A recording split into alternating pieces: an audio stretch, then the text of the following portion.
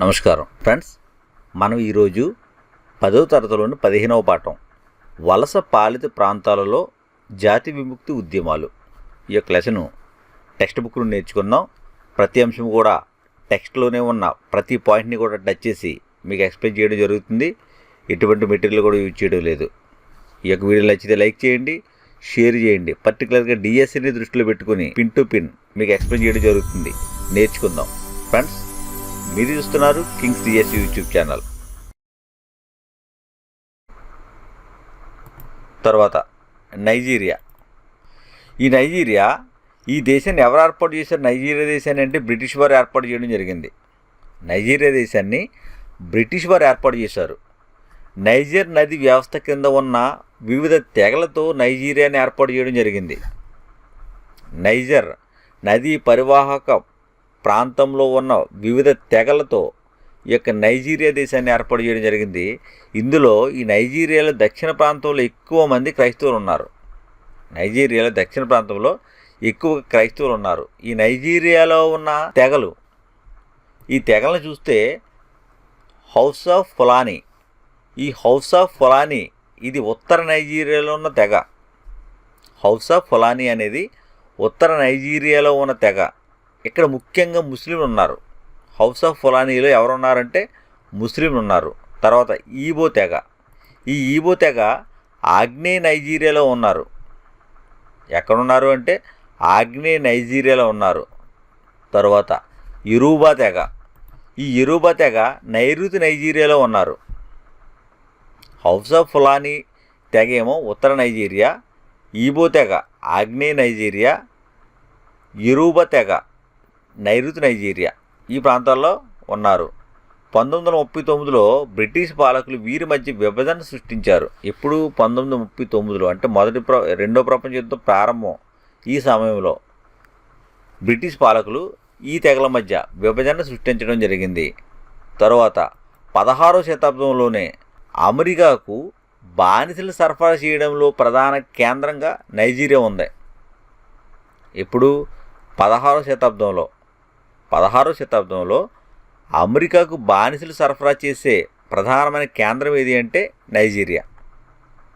దీనికి సంబంధించి ఈ ప్రాంతంలో వలస పాలకుల ఆసక్తి దీని మీద ఉంది అంటే కోకో మీద, పామాయిల్ మీద. ఈ నైజీరియా ప్రాంతంలో వలస పాలకుల ఆసక్తి కోకో మీద, పామాయిల్ మీద ఉంది. 1861లో తీర ప్రాంతంలో బ్రిటన్ తమ పరిపాలన ఏర్పాటు చేసింది. ఎప్పుడు 1861లో తీర ప్రాంతంలో బ్రిటను తమ పరిపాలన ఏర్పాటు చేయడం జరిగింది. ఇందులో ఈ లాగోస్ అనే పట్టణం విద్యా వ్యాపార ప్రధాన కేంద్రం. నైజీరియాలో లాగోస్ అనే పట్టణం విద్యా వ్యాపారానికి ప్రధానమైన కేంద్రం. అంతేకాకుండా వలస పాలనపై వ్యతిరేకతకు కూడా కేంద్రమే. లాగోస్లోనే వలస పాలన మీద వ్యతిరేకత అనేది వ్యక్తమైంది. నైజీరియా జాతీయతావాదానికి కూడా కేంద్రం. లాగోస్ అనేది కేంద్రం. ఖండాంతర ఆఫ్రికా వాదానికి కూడా లాగోస్ కేంద్రం. తర్వాత ఎన్ఎన్డిపి. ఈ ఎన్ఎన్డిపి అనేది జాతీయ ప్రజాస్వామిక పార్టీ. నైజీరియాలో మొట్టమొదటి రాజకీయ పార్టీ ఏది అంటే ఎన్ఎన్డిపి. నైజీరియాలో మొట్టమొదటి రాజకీయ పార్టీ ఎన్ఎన్డిపి. దీన్ని స్థాపించింది హెర్బర్ట్ మకాలే. ఎన్ఎన్డిపిని ఎవరు స్థాపించారు? హెర్బర్ట్ మకాలే. ఈ ఎన్ఎన్డిపి అన్ని స్థానాల్లో కూడా ఏ సంవత్సరంలో గెలుపొందింది అంటే 1923లోను, 1928లోను, 1933 ఈ సంవత్సరాలలో అన్ని స్థానాలు కూడా ఎన్ఎన్డిపి అనే పార్టీ గెలుపొందింది. మరొకసారి ఎన్ఎన్డిపి పార్టీ నైజీరియాలో అన్ని స్థానాలు కూడా గెలుపొందిన సంవత్సరాలు ఏవి అంటే 1923, 1928, 1933 ఈ సంవత్సరాల్లో అన్ని స్థానాలు గెలుపొందింది. 1944 ఈ రెండు పార్టీ నాయకులు అంటే ఇక్కడ ఎన్వైఎం, ఎన్ఎన్డిపి ఈ రెండు పార్టీ నాయకులు కలిసి ఎన్సిఎన్సి ఏర్పాటుకు అంగీకరించారు. ఎన్సిఎన్సి పార్టీ ఏర్పాటుకు అంగీకరించారు. ఎన్వైఎం అంటే దీని గురించి చూస్తే నైజీరియా యువ ఉద్యమం. ఎన్వైఎం అనేది నైజీరియా యువ ఉద్యమం.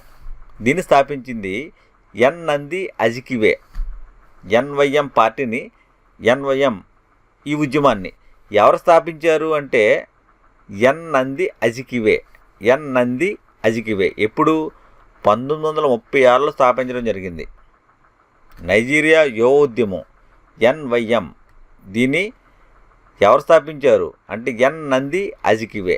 ఇప్పుడు ఈ ఎన్వైఎం తర్వాత ఎన్ఎన్డిపి, ఈ ఎన్ఎన్డిపి ఎన్వైఎం 1944లో ఈ రెండు పార్టీ నాయకులు కలిసి ఎన్సిఎన్సి ఏర్పాటుకి అంగీకారం తెలిపారు.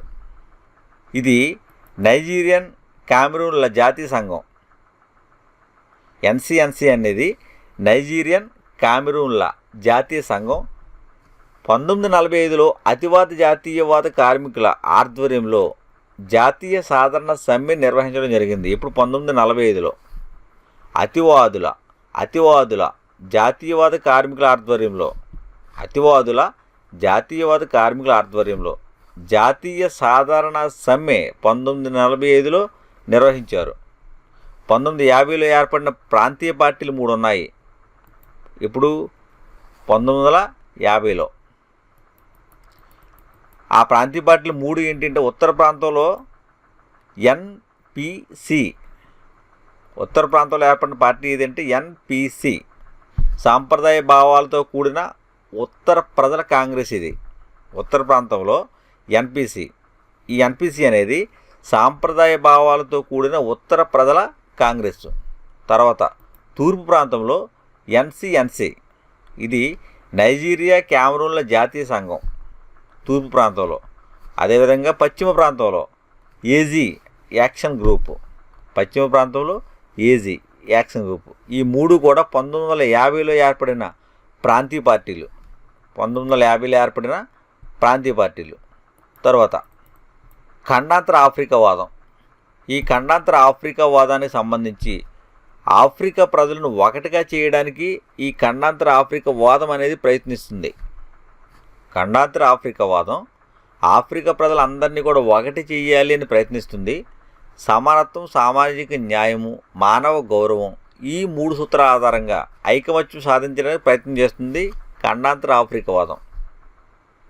సమానత్వము, సామాజిక న్యాయము, మానవ గౌరవం. సమానత్వము, సామాజిక న్యాయము, మానవ గౌరవం, ఈ సూత్రాల ఆధారంగా ఐకమత్యాన్ని సాధించాలి అని చెప్పేసి ఖండాంతర ఆఫ్రికావాదం అనేది ప్రయత్నం చేస్తుంది. ఈ విషయంలో ప్రముఖ పాత్ర పోషించింది ఎవరు అంటే క్వామెన్ క్రూమా.